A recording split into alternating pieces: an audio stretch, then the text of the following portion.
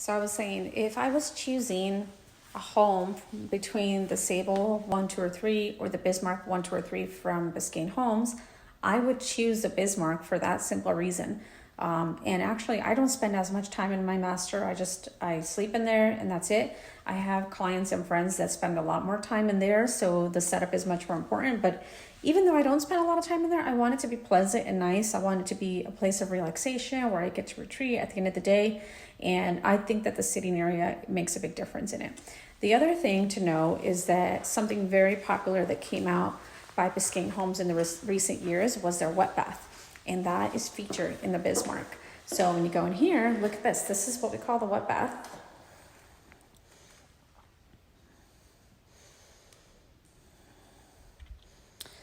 When I first saw that, I was like, what? This is amazing. I've seen it in magazines. I've seen it in listings and